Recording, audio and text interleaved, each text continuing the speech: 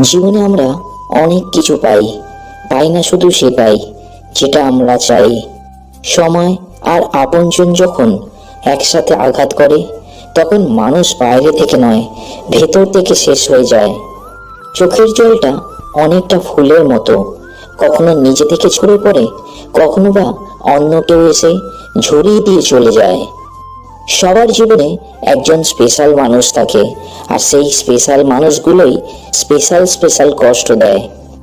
সম্পর্কে যে দিলে জিতে যায় দুজনেই, হেরে যায় শুধু সম্পর্কটা।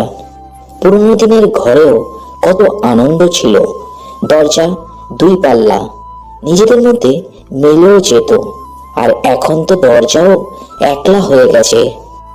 ভাঙা জিনিসকে ভগবান খুব সুন্দরভাবে ব্যবহার করে, যেমন মেঘ ভেঙে বৃষ্টির রূপ দেয়, মাটি ভেঙে চাষের জমির রূপ দেয়, বীজ ভেঙে নতুন চারা গাছের জন্ম দেয়। তাই কখনো কষ্ট বা কোনো সমস্যায় ভেঙে পড়লে বুঝে নিও, ভগবান তোমাকে কোনো বড় কাজে ব্যবহার করতে চাইছেন। কারোর পছন্দ হওয়াটা খুব সহজ, কিন্তু সারা জীবন তার পছন্দের হয়ে থাকাটা খুব কঠিন। কাহারও সুন্দর চেহারা দেখে মুগ্ধ হইবেন না, কারণ তাহার চরিত্র যদি খারাপ হয়ে থাকে, তাহলে সুন্দর চেহারা দিয়ে কি করবেন? সুখ নয়, আমি দুঃখেই খুশি। সুখটা তাকে দিও ভগবান, আমি যাকে ভালোবাসি। জীবনে একটি মানুষ দুইবার বদলে যায়, যখন তার স্বপ্নগুলো পূরণ হয়, যখন তার স্বপ্নগুলো ভেঙে যায়। সময় বদলাতেও সময় লাগে, কিন্তু মানুষ বদলাতে সময় লাগে না। আজও এই প্রশ্নের উত্তর পেলাম না যে ঠকায় কে, মানুষ না ভাগ্য? ব্লক করে দিলেই যদি সব শেষ হয়ে যেত, ডিলিট করে দিলেই যদি সব মুছে ফেলা যেত, তাহলে হৃদয়ের যন্ত্রণাগুলো এত ভারী হয়ে উঠত না। যে চলে যায় সে তো বোঝে না, যাকে ফেলে যায় সেই বুঝে কষ্ট কাকে বলে। যার মন যতটা সুন্দর, তার ভাগ্য ততটাই খারাপ। কারণ সুন্দর জিনিসের উপরেই মানুষ আঘাত আনতে ভালোবাসে। অনেক সম্পর্ক এই কারণেও শেষ হয়ে যায় যে একজন সত্যি বলতে পারে না, অন্যজন সত্যি বুঝতে পারে না। ভালোবাসা তখনই পূর্ণতা পায় যখন একজন কাঁদলে অপরজনের চোখে জল আসে। শুনেছি কাউকে খুব বেশি ভালোবাসলে নাকি সে ছেড়ে চলে যায়। তাই ভাবছি আজ থেকে দুঃখকে খুব ভালোবাসবো। যদি জানতাম আমার তুমিতে অন্য কারো ভাগ আছে, তবে কবেই অবসর নিতাম মিথ্যা রঙ্গতামাশার এই খেলা থেকে। কারোর সাথে কথা বলার অভ্যাস করো না, যখন সে কথা বলা বন্ধ করে দেবে, তখন বেঁচে থাকাটাও কঠিন মনে হবে। সন্দেহ করা মানে এই নয় যে তাকে বিশ্বাস করি না, সন্দেহ করা মানে এই যে তাকে কিছুতেই হারাতে চাই না।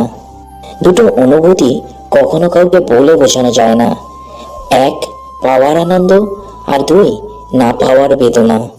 যে সম্পর্ক অন্যের কথায় নষ্ট হয়ে যায়, তা কখনো প্রকৃত সম্পর্কই ছিল না। হোক প্রেম বা বন্ধুত্ব, যে কোনো সম্পর্কের মূল ভিত্তিই হলো বিশ্বাস। যখন ভালোবাসা তোমার কাছে অজানা, তখন তুমি বুঝবে না যে সুখ কি। যখন তুমি কাউকে ভালোবাসবে, তখন বুঝবে ব্যথা কি। যখন তুমি ভালোবাসা হারিয়ে ফেলবে, তখন তুমি বুঝবে জীবন কি। একটা ভালো মন বদলে দিতে পারে একটা খারাপ জীবনকে, একটা খারাপ মন নষ্ট করে দিতে পারে একটা সুন্দর জীবনকে।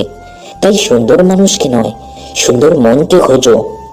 চোখে জল তখনই আসে যখন মুখের কথা বুকে এসে লাগে।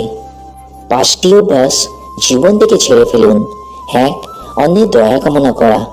2, পরিবর্তনকে ভয় করা। 3, অতীত নিয়ে পড়ে থাকা। 4, নিজেকে ছোট মনে করা। 5, অতিরিক্ত চিন্তা করা।